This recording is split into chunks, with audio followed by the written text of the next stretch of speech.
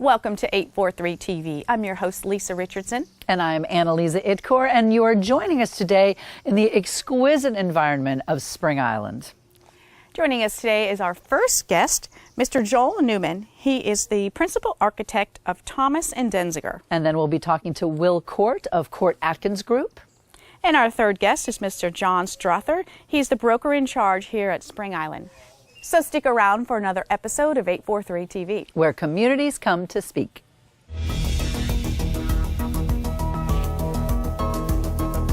843 TV, where Bluffton comes to speak. Where Spring Island comes to speak. Where Hilton Head Island comes to speak. Where Beaufort comes to speak.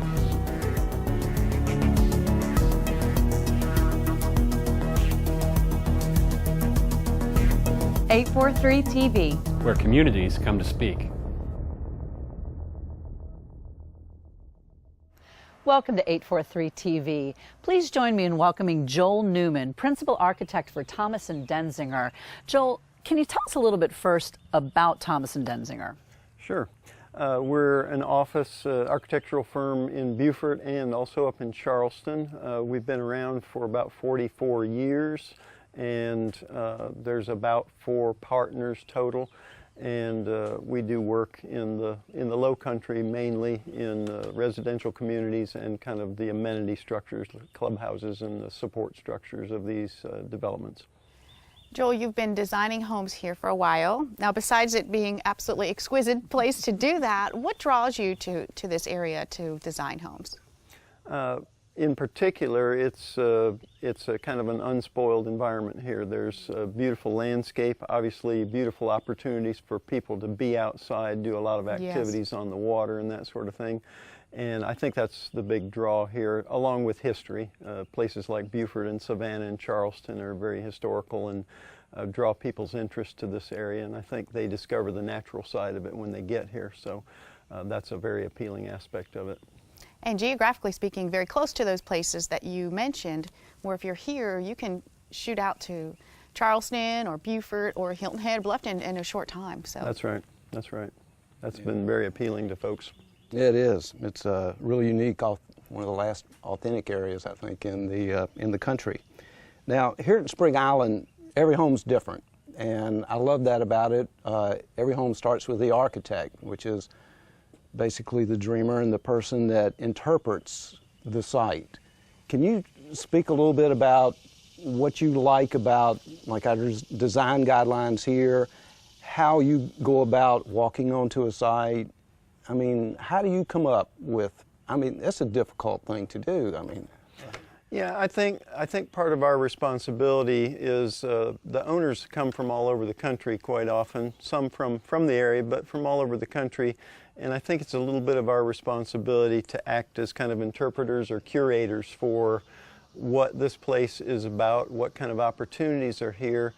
And when it gets down to the specific piece of property that they purchased, we really want to have a very deep understanding of that place. Something about it appealed to them in the first place to get them to decide to move here and become part of this community.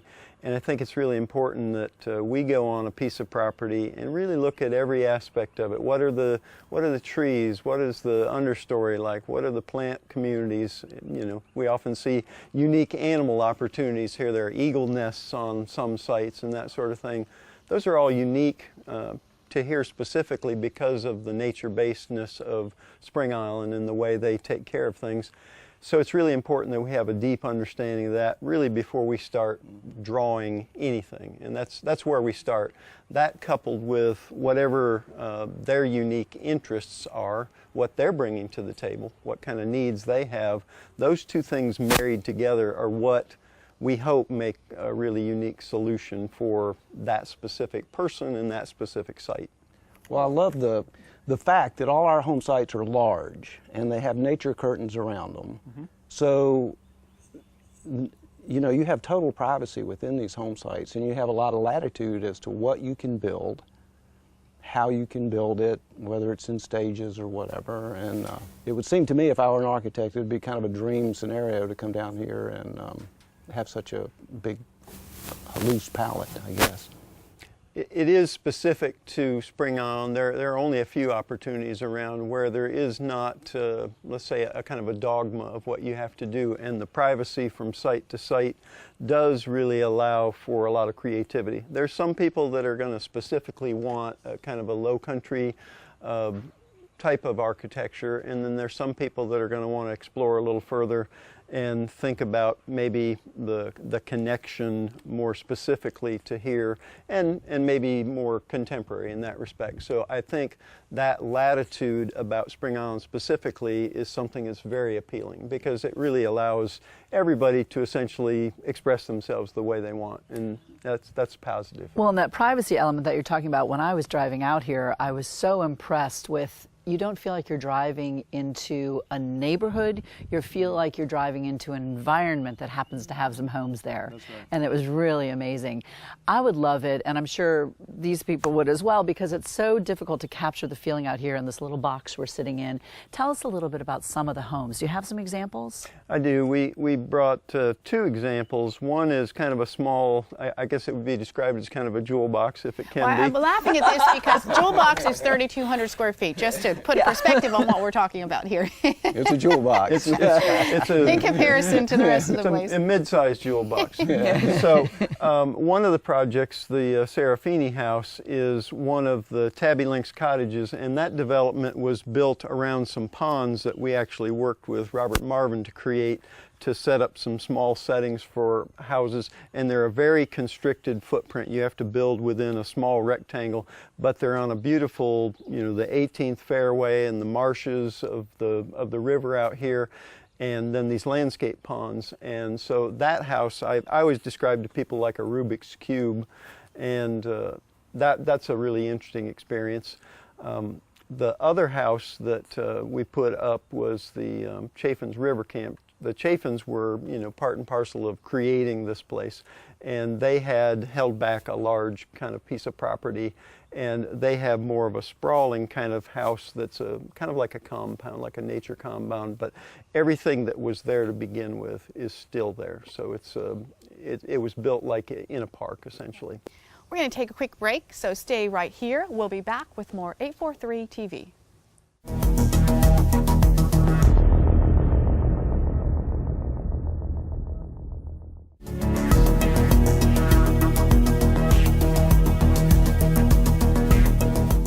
Welcome back to 843 TV. Joining us now is our guest, William Court of the Court Atkins Group. Good morning, and thank you for coming out to this beautiful spot this morning. Good morning. It's a pleasure to be here. Now, we understand that your firm has a wonderful ability to be able to blend the home designs with the environment. Tell us how you go about that. How do you approach that and do it so seamlessly? Well, we are blessed to live in an absolutely wonderful part of the world, and so it's a great opportunity for us to work in a community like this at Spring Island. The low country tradition and aesthetic is what drives a lot of people to want to be here. So it's a growing environment, a growing community, and I think when you look at some of the principles of the low country design, that sort of indoor-outdoor lifestyle that people are drawn to here, it really gives us an opportunity to use a wide variety of design techniques. There's not one specific sort of low country principle or style that we try to follow. It's really much more about blending in with the community, with the environment, living within the land and the landscape and what it has to offer, and developing a design that works for the client's need, but also works and blends seamlessly with the surroundings. Along those same lines, earlier when we were talking to Joel, we were discussing how Spring Island allows so much flexibility in the design. How do you use that for your advantage, for your client's advantage? Spring Island's an amazing place to work, and as an architect, we're afforded an opportunity to have home sites. There are less than 400 home sites here. There's over 3,000 acres. Spring Island's a lot about privacy. So we can use flexibility and creativity in the design process to get the client's wishes and objectives accomplished. It's no coincidence that we have a habitat review board here rather than an architectural review board. I think they're every bit as concerned about creating and maintaining the privacy, that understated elegance that exists in Spring Island and all of the amenities here and all the rich surroundings. So sometimes we have opportunities to nestle homes right within a wonderful live oak canopy. Sometimes we have a wide open home site that has built-in privacy just because of its size. Regardless of how it works out with the site, it gives us the flexibility to kind of impart unique character and design ideas on each project that have more to do with what the client is looking for than what we're looking for. But in reality, we want those clients to feel like they own the island, that it is theirs, that they can't see their neighbors. And Spring Island wants that very much too. So it's a great opportunity. You've always told me, and I've seen this in practice, actual practice, that customer service is your main goal. And a lot of times people think, well, I'm designing a house, I'm building a house, it's so much trouble and I don't know how to do that, I've never done that. Can you walk us through the planning process? Because I've seen a different side of that than that fear. Sure. Well, the most important thing is that they're not our homes. While we design them, we don't live in them. So the service part of the equation in architecture and interior design is so important to us. It starts with listening and planning and spending time getting to know our clients. I really want to know where they're coming from, where they are in their life cycle, what they're doing, what they want to accomplish. Is this a family gathering compound? Is it an oasis, a getaway for the two of them? Do they have grandkids? How much time are they going to spend here? Will this be a full-time residence? All of those kinds of questions about how they live and how they want to live while they're here impart something to the design process. And so when we marry that with the lot that they've selected, the home site that they're utilizing, the prevailing breezes, where the sun's going to be at different times of day, all of those things come together and create a wonderful opportunity for sort of a unique custom home environment. It does not have to be difficult. Hopefully we can make the process enjoyable and seamless and smooth for them. That's what I've seen more than anything, yeah. We understand you've had considerable amount of growth over these last 4 years. Share with us where you started and where you are today. Yes, well, we've been blessed to have some wonderful clients that have allowed us to grow over the years. We've been around for about 13 years now. We have grown to a staff of about 30 architects and interior designers. At the same time, while we're a larger firm, we have an opportunity to build small project teams around each of our individual clients. So our hope is that they will learn to know 4 or 5 of us very intimately, and that we'll have an opportunity to work one-on-one with them as we develop their design. The rest of the team is just there for support. If we need some additional horsepower to get a project done in a timely fashion, we can do that. We have had such a great ride here, and the communities like Spring Island that we get a chance to work in create an opportunity for us to really become our clients' trusted advisors.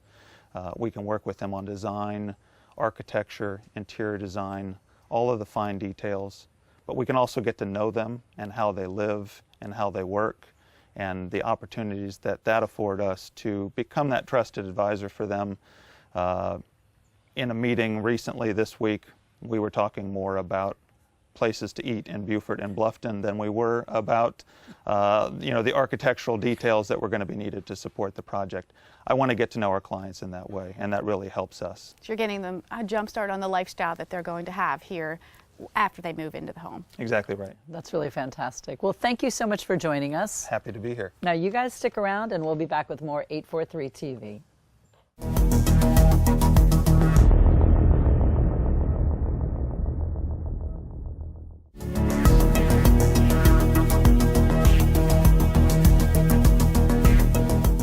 Welcome back to 843 TV. Joining us now is John Strother. Now, John, we have seen some amazing homes today. And I understand that you have some home sites that are available that are the perfect venue for building your dream home. Tell us a little bit about those. They are. We have a home site at the end of Ibis, which is a 5-acre home site overlooking Kalawasi Creek. So the marshes of Kalawasi Creek. It has a deep water dock permit. And it's just a wonderful site, big, high, overlooking 5 acres. I mean, you can't find anything like that in that's a lot of land. This area, especially in a community like this. Someone could design, I have a woman looking at it, she wants to design a series of small 1 and 2 bedroom cottages, maybe 4 or 5 of those, so that she has a camp for her family there. And so she can come and stay in her 1 bedroom cottage, and then have, you know, the cousins stay over here and the nephews and nieces stay over here.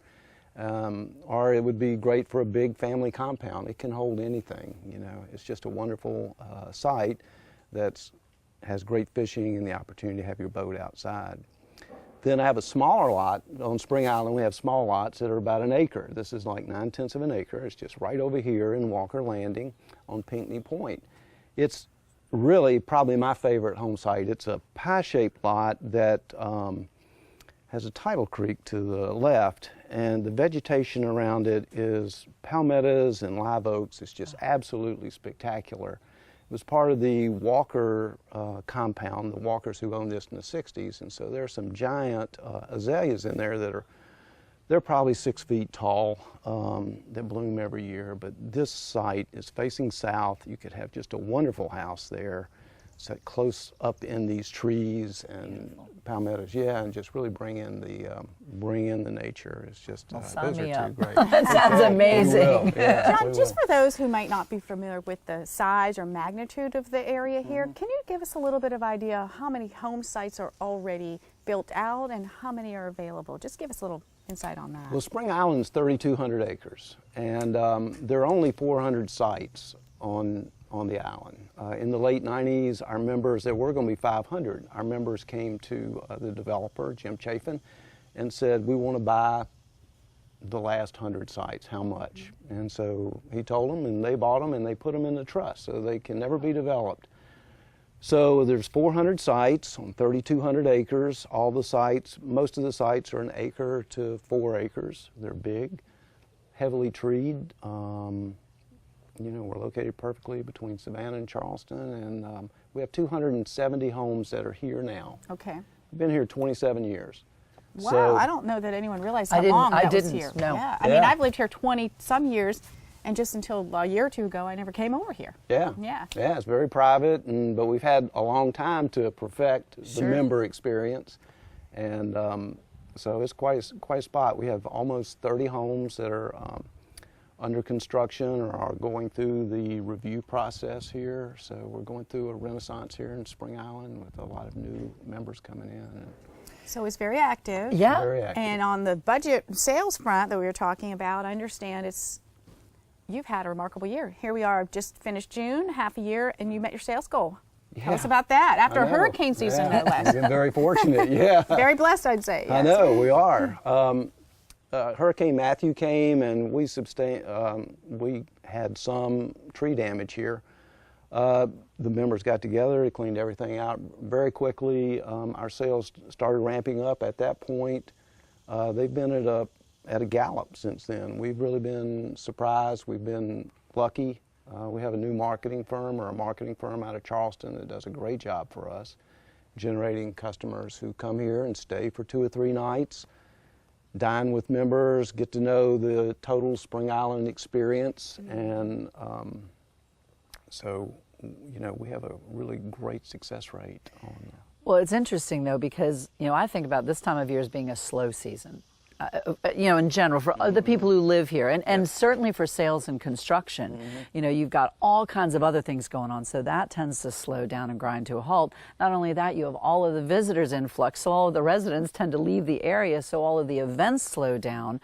Is that not the case here on Spring Island? It does slow down somewhat. We have a lot of members that we probably have 200 houses that are full-time residents here. So there's a lot of activities, especially during the winter, October through June. And then people will go to their second homes or go on vacation. But we still have 100 houses here. People are in here. We just had we had a concert over at the Summer House. It's right next to us the other night.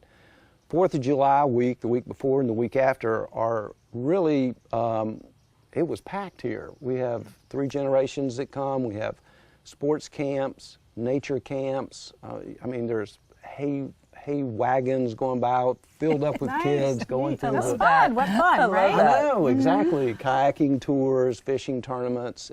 You know, we went through 2 weeks of that, and it was just the most amazing experience every year. It's we kind have of like that. stepping back in time, but in the Yes. best sort of way, because you have all of these amazing amenities, Yeah. and yet it feels so it's like slow TV. You just get to watch life happening. It's amazing. Exactly, that's a wonderful description. And so we have the 2 camps for the kids in the summertime. But Spring Island is more, I had a member say, I just love the campy feel here. And this is really what we are all the time, is camp for adults. You can come here, you can take part in artist development programs, sports things. You can learn how to fish. We have fishing guides, sporting clays, golf, whatever. It's a place where you can do things you never did before. And I love how you described it as the experience. When people are coming to observe and check it out, you're not just selling them a piece of property, you're selling them a lifestyle, and you get the opportunity to check that out in advance. So 100%. Well, thank you so much for joining us for 843 TV. where communities come to speak.